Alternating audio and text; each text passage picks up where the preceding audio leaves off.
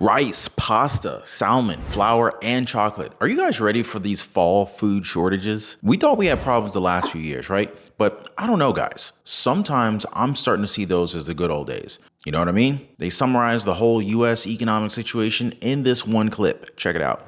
So in terms of the economy itself, yeah, Republicans ignore the fact that prices are up 20% since Biden took office. Mortgage rates have tripled. Delinquencies on credit cards and car payments are going up. Banks are lending less because of stupid regulations and higher capital requirements. Other than that, the economy's great, Stu. That's got a pretty long list you've got right there. I think that pretty much sums it up with what's happening with our economy right now. Basically, a whole lot of things getting swept under the rug. And of course, the government just completely denying everything and saying that everything's just A-okay. Wouldn't you say, guys?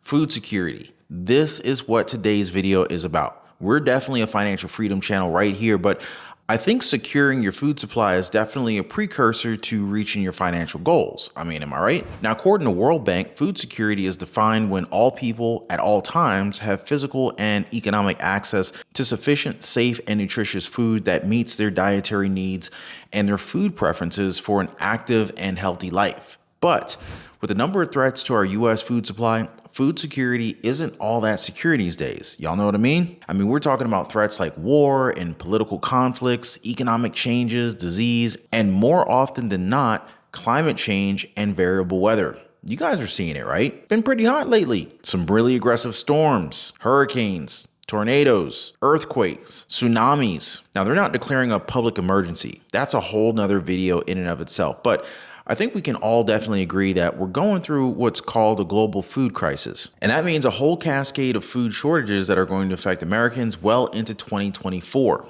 And I think you guys have noticed this as well, guys. Food items that have surprisingly been harder to come by lately.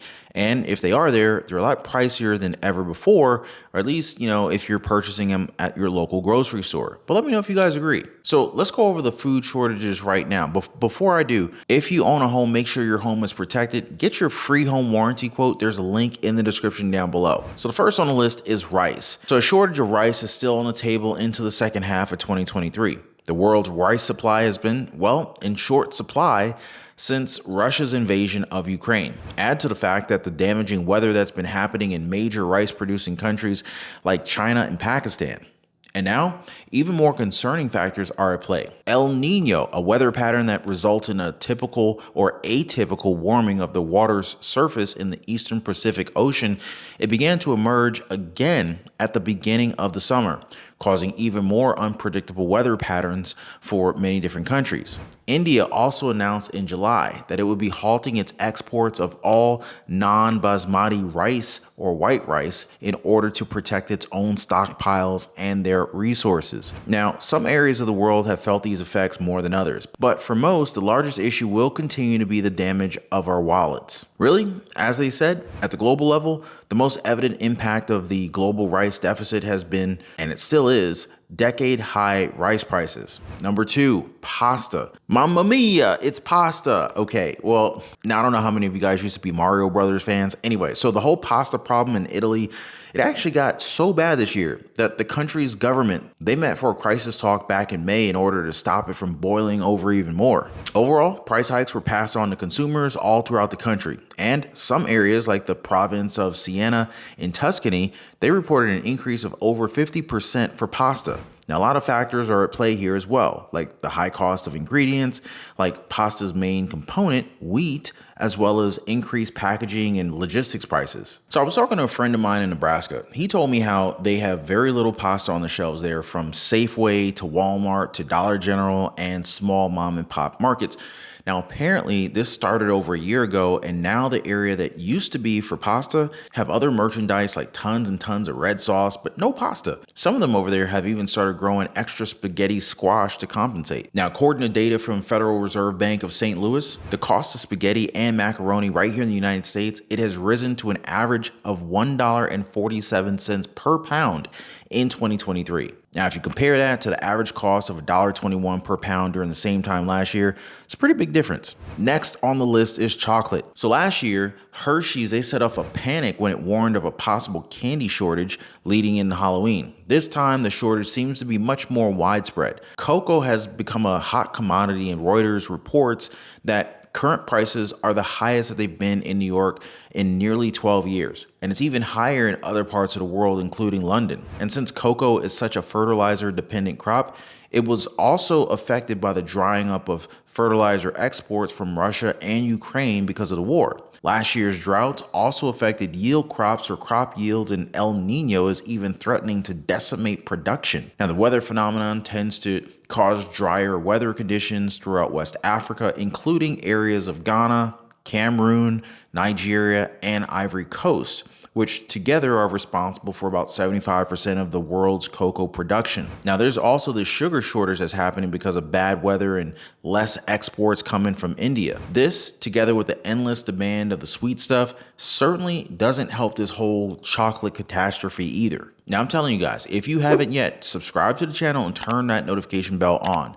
That way you guys don't have to worry about missing out on any of these updates that are for sure going to affect you and your wallet. We're just one big happy financial freedom fam here on the channel, so appreciate you guys for being here, and always I thank you guys for lighting up the like button. Totally appreciate that. All right, so next on the list we got salmon. Some people say it's salmon, some people say salmon, whatever the case is. Either way, there's expected to be a little bit of a shortage of it. You know how they say there's plenty of fish in the sea, right? Well, that may not be the case anymore. Fishermen in both California and Alaska have noticed a steep decline in salmon populations over the past year, with Chinook or king salmon taking the largest hit. Now, this is one of the healthiest and largest salmon species that is commonly found at grocery stores and often served at restaurants right here in the United States. Now, according to the California Department of Fish and Wildlife, the number of 3-year-old farm-run Chinook likely to return to the Sacramento River this year to spawn will be fewer than 170,000, one of the lowest forecasts in 15 years. And in Alaska, it's just more of the same. Some factors that they mentioned: warmer waters due to climate change, droughts in California, and other things like overfishing, pollution, and disease have also been detrimental. California officials even banned both commercial and recreational salmon fishing for the entirety of the 2023 fishing season.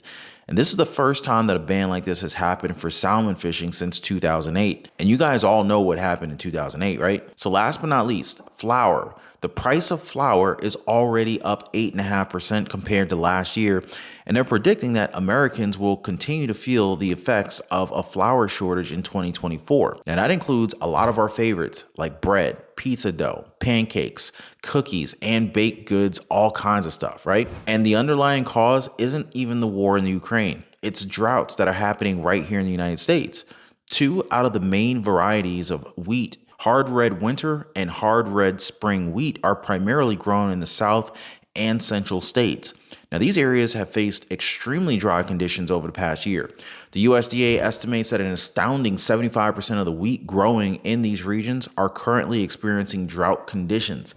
Experts still hold out hope that the soft red winter wheat, the third major type of the wheat grown in the United States, which is often used for cakes, cookies, and crackers, would help or could help to pick up the slack. But since this type of wheat is harvested from September through December, they really can't tell just yet. The authorities hold press conferences live on media every day, so it kind of keeps the extremely severe situation in the forefront of our minds. Extremely important to stop the spread of this swine plague as soon as possible, as they tell us. Now, I'm highly suspicious, and I find it extremely disturbing that media every day blow up stories about pig farmers inside the restricted area that are now worried about their livestock, whether they have to get rid of it altogether, and how hard it will become to really stop this disease from spreading all over the country. And here's something that I picked up from Sweden. So apparently their media has been going ballistic over a completely new situation that has the potential to hit the food supply extremely hard. It's the African swine plague that they found in wild boars in the woods. A large forest area in the middle of Sweden has been declared a restricted area. Hunters are searching the woods for dead wild boars that they've already found several new cases of dead wild boars that have tested positive for the plague. The Swedish authorities hold press conferences live on media every single day so that basically people don't forget about what they're calling an extremely severe situation. Pig farmers inside the restricted areas they're worried about their livestock and whether they have to get rid of it altogether. They're already expecting a shortage of pork and ridiculously high prices on the meat that can be delivered to stores over there. Now, I don't know how long this is going to be until it reaches American soil, but let's just keep an eye out here, guys. Now, when we talk about how the United States economy has been doing under President Joe Biden, it's a bit like examining a mixed bag of goodies. Since the Biden administration took office in January of 2021, the economy has been chugging along with growth at about 6.1%. But now it's not exactly the kind of skyrocketing growth that makes headlines, but it's still technically growth, especially when you consider that the global economy has been stuck in neutral for a long time. But really, the usual question that I get from you guys is, why doesn't it feel like it, right? Like, that's just something that we're going to have to look into next time. Make sure you guys do not miss the next one. If you guys made it this far in the video, definitely consider dropping a like for the video. Also consider subscribing to the channel, and I'll see you guys on the next one.